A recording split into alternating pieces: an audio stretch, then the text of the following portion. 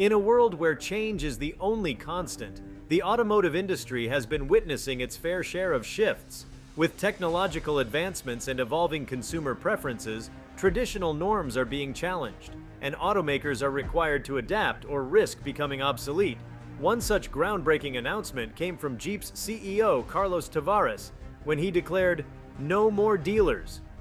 The ripple effects of this statement were felt not only within the Jeep community, but across the entire automotive spectrum. Many were left wondering, is this the end of an era or the beginning of a new one? Before we delve into the implications of this monumental decision, it's essential to understand the context and the reasons behind it. One might wonder what pushed a renowned brand like Jeep, with a legacy stretching back decades, to make such a significant departure from conventional business operations. The answer, it appears, lies in the desire to create a more streamlined, consumer-centric experience.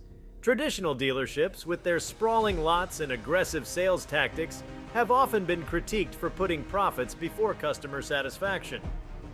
In recent times, there has been a notable push from customers for a more personalized, less pressurized buying experience. Tesla, under the leadership of Elon Musk, has been a significant influencer in this area. From its inception, Tesla chose a direct-to-consumer sales approach, negating the need for dealerships altogether. Their rationale? By controlling the buying experience from start to finish, Tesla could ensure a uniform, high-quality experience for all its customers. Their success demonstrated that there was indeed a market for direct sales in the automotive sector. Over time, other car makers like Lucid and Rivian also adopted similar sales structures. For Jeep, a brand that has prided itself on its rugged off-road capabilities with models like the Wrangler and Grand Cherokee, this is not just about following a trend. It's about reimagining their connection with their audience. Without dealerships, the brand can focus on immersive showrooms, much like Tesla's approach, where potential buyers can get a feel for the vehicles without the immediate pressure to make a purchase. But the implications stretch beyond just the sales experience. This change could potentially mean a more seamless integration of online and offline customer interactions. Imagine configuring your Jeep online, visiting a showroom to test it out, and then having it delivered directly to your doorstep without ever having to haggle over prices or be upsold on features you don't want. Beyond Jeep, other automakers are bound to sit up and take notice.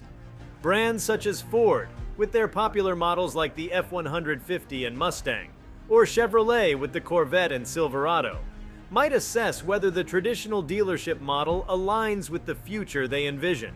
If history has shown us anything, it's that when one major player makes a move, others often follow. As pioneering as this decision might seem, it's not without its challenges. For starters, dealership networks across the world are not just sales points. They are vital touchpoints for service, maintenance, and warranty claims. Removing dealerships from the equation would mean that Jeep would need to devise a robust alternative solution to ensure its customers aren't left stranded when they need after-sales support. Additionally, dealerships offer local employment and contribute significantly to local economies. A world without them might lead to job losses and economic downturns in regions heavily dependent on these businesses. At the heart of Tavares' announcement lies a promise of a new customer experience. For years, consumers have grown accustomed to the traditional dealership experience. Walk into a vast lot, get approached by a salesperson, discuss options, test drive, and potentially engage in a drawn-out negotiation process. Jeep's decision to move away from this model signifies a response to the modern consumer's desire for transparency, convenience, and efficiency. Several digital-first companies, not limited to the auto sector, have set a precedent. Apple, for instance, revolutionized tech retail with its Apple stores. These are not just retail outlets, but experience centers where customers immerse themselves in the brand. Amazon's frictionless online shopping experience has also recalibrated consumer expectations. Jeep seems to be taking a leaf out of this playbook, focusing more on offering a holistic brand experience rather than just a sales point. While Jeep's bold move is primarily aimed at Western markets, where the shift from traditional retail to direct-to-consumer models is gaining traction, it will be interesting to observe how such a model might be implemented in emerging markets. Countries like India, Brazil, and parts of Africa have a growing middle class with increasing purchasing power and a penchant for iconic brands like Jeep. However, these regions also have a strong dealership culture and a preference for face-to-face interactions when making significant investments like buying a car. In such markets, Jeep will have to strike a balance. They might consider hybrid models where experience centers coexist with service hubs, or collaboration with local partners to ensure the brand's essence is maintained without compromising on the personal touch that local consumers desire. One thing is clear: Jeep's decision to say no more dealers is more than just a strategic business move. It is emblematic of an industry at the cusp of disruption. As electric vehicles become more mainstream, thanks to pioneers like Tesla and newer entrants like NIO, the entire ecosystem of the automotive world, from how cars are made to how they are sold, is undergoing transformation. Furthermore, with the rise of autonomous vehicles, car-sharing platforms, and a generational shift in attitudes towards car ownership, automakers will need to be agile and forward-thinking. Jeep's move could be seen as preemptive, positioning itself in a rapidly changing landscape where the line between automotive and tech companies blurs. Jeep's paradigm shift is not occurring in isolation. We're living in an era where the lines between automobile manufacturing and technology are increasingly intertwined. This convergence is not only redefining cars as products, but also reshaping the customer's journey.